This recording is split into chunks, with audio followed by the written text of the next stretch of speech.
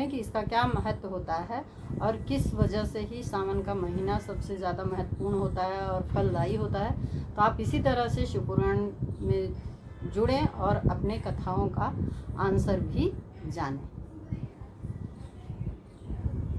तरह से जुड़े। और मैंने कहा शिव पुराण की कथा में तो हर एक सवाल का जवाब होता ही है, तो एक ये भी आपको पता होना चाहिए कि किस तरह से प्रभु जो है प्रसन्न होते हैं और सबको अपना आशीर्वाद देते हैं।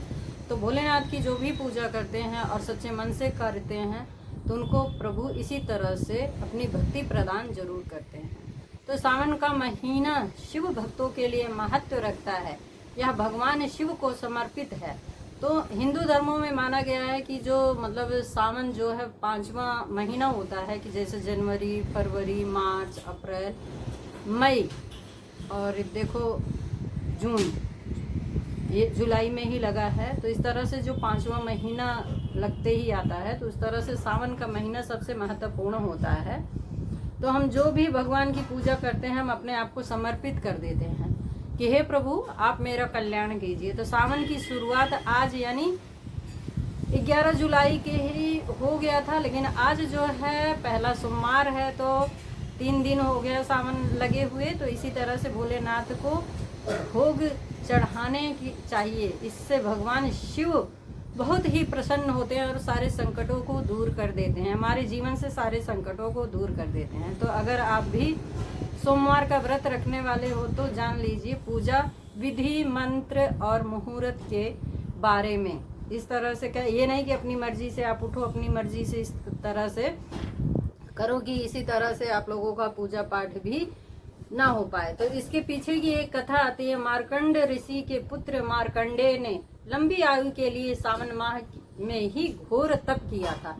तो शिव भगवान की कृपा प्राप्त हुई थी, जिससे उनको जो है इस तरह से शिवलिंग की पूजा करते थे तो प्राप्ति इस तरह से प्राप्त हुई, जिससे मिली। मंत्र शक्तियों के सामने मृत्यु के देवता यमराज भी नतमस्तक हो गए। तो जब उनको मृत्यु मतलब इस तरह से आया था कि उनके 16 वर्ष की आयु में जो है इस तरह से मृत्यु हो जाएगी, तो उनको पता था, लेकिन तभी भी वो भोलेनाथ की पूजा करते थे और ऐसे शिवलिंग पे ही पूजा करते करते यमराज देवता आए और उनको लेके जाने लग गए। तो उन्होंने क्या करा, शिव भगवान को ही पकड़ लिया था, शिवलिंग को ही। और फिर यमराज देवता कोई कितना भी आया उन्हें छुड़ाने के लिए, तो लेकिन नहीं छुड़ा पाया। बाद में भोलेनाथ जो हैं क्रोध में आ जाते हैं कि मेरे होते हुए मेरे भक्त को कौन टस से मस कर सकता है। तो उसी के बारे में कथा बता रही हूँ मैं आप लोगों से।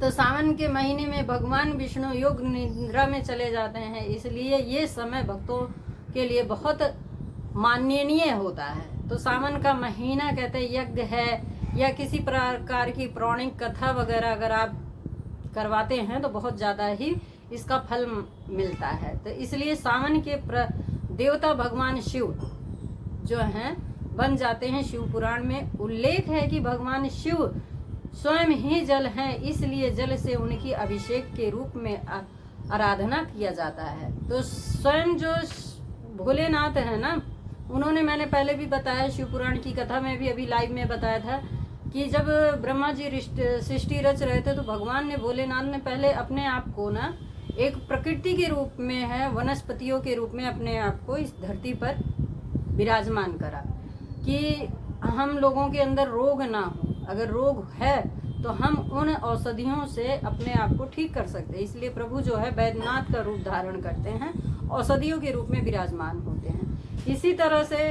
प्रभु जो है जल है, आयु है। ये जो हमारा दिन जो है 7 दिन बना हुआ है, सोमवार, मंगलवार, बुधवार, वीरवार, शुक्रवार, शनिवार, इतवार, ये सब में भी प्रभु ने अपने आप को ही खड़ा करा है भोलेनाथ ने। तो हर एक वार में ही प्रभु ने अपने अपने अलग अलग रूपों को रख रखा है।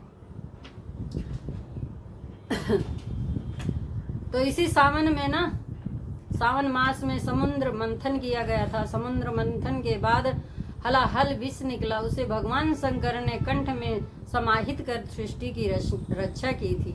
लेकिन विषपान से महादेव का कंठ नील वर्ण हो गया, इसी से उनका नाम नीलकंठ महादेव विख्यात हुआ। तो विष के प्रभाव को कम करने के लिए सभी देवी देवताओं ने उन्हें जल अर्पित किया, इसलिए शिवलिंग पर जल चढ़ाने का खास महत्व है। इसका मतलब ये है जब प्रभु ने हलाहल पिया था ना, तो मतलब प्रभु के शरीर से ही जो है इतनी मतलब गर्मी निकल रही थी कि चारों ओर आग ही आग दहक रही थी। अब विष्णु भगवान ने सोचा इसका तो कुछ उपाय तो सोचना ही पड़ेगा, ऐसे तो पूरी सृष्टि जो है मतलब विनाश हो जाएगा सृष्टि का। तो प्रभु कहीं भी रहते थे तो उनके शरीर से इतनी अग्नि प्रकट होती रहती थी तेज। उस अग्नि को शांत करने के लिए जो है विष्णु भगवान ने फिर सारे जितने भी तीर्थ स्थल थे मतलब नदियों को इस तरह से जल लिया और इस तरह से प्रभु जी का अभिषेक करा और निरंतर वहीं नदियों को स्थापित करा और इसी तरह से भोलेनाथ के सिर पे जो है जल चढ़ता रहा ताकि प्रभु एकदम ठंडे बने रहें। तो जल चढ़ाने का महत्व जो है इसी तरह से विशेष फल की प्राप्ति देती है। ये वो इसी तरह से कहते हैं ना कि एक एक बूंद जो प्रभु के सिर पे पानी गिरता है, शिवलिंग पे गिरता है, उसका अलग ही महत्वपूर्ण है। इसलिए अगर कहीं शिवलिंग हो वहाँ पे घड़ा ना रखा हो तो इस तरह से उसमें छेद करवा के रुई वगैरह लगा करके और उसमें जल भर करके इस तरह शिवलिंग के ऊपर लगाएंगे तो हर एक पहर का फल आपको मिलता जाएगा। तो कहते हैं कि सावन सोमवार के दिन, अगर सोमवार का दिन है तो उस दिन जो है सफेद रंग का कपड़ा पहनना चाहिए। जैसे त्रयोदशी व्रत आता है, प्रदोष का व्रत आता है, तो प्रदोष के व्रत में बताया गया है कि जिस दिन का वार हो उसी दिन के कपड़े पहनने चाहिए। जैसे आज सोमवार है तो सावन शुरू हुआ है तो आज व्हाइट कपड़ा पहनना चाहिए।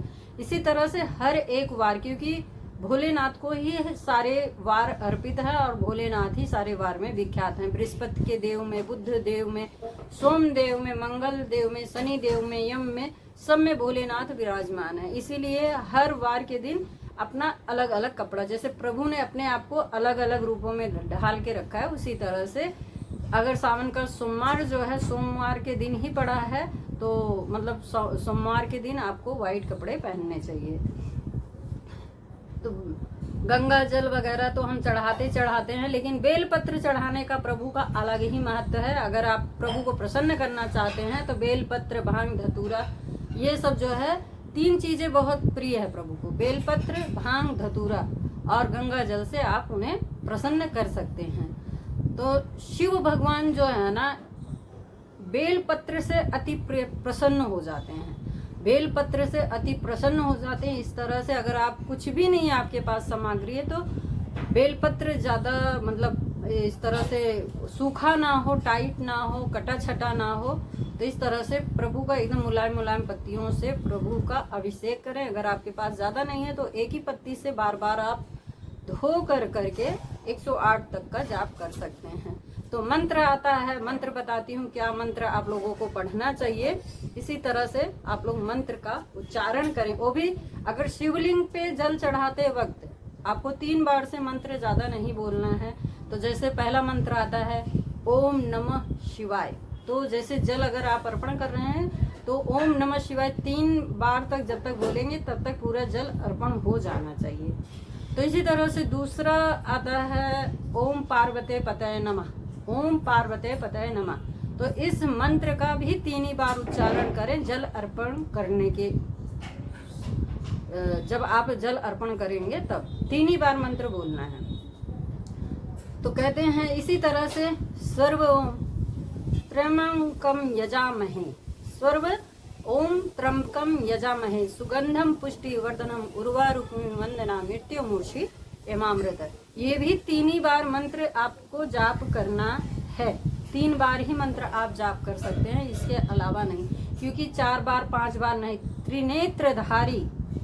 त्रिनेत्रधारी भगवान शिव को 3 ही मंत्र का उच्चारण करना है और इसी तरह से जल अर्पण करना है। ये नहीं कि आप इसी तरह से मंत्र जाप करते जाओ नहीं, 3 ही बार आप मंत्र जाप करके इस तरह से प्रभु को जल अर्पण कर सकते हो। इस बार माँ कहते हैं कि जब हम प्रभु को जल अर्पण करने चलते तो मन एकदम शुद्ध रखना चाहिए, एकदम मतलब विकार मन नहीं होना चाहिए।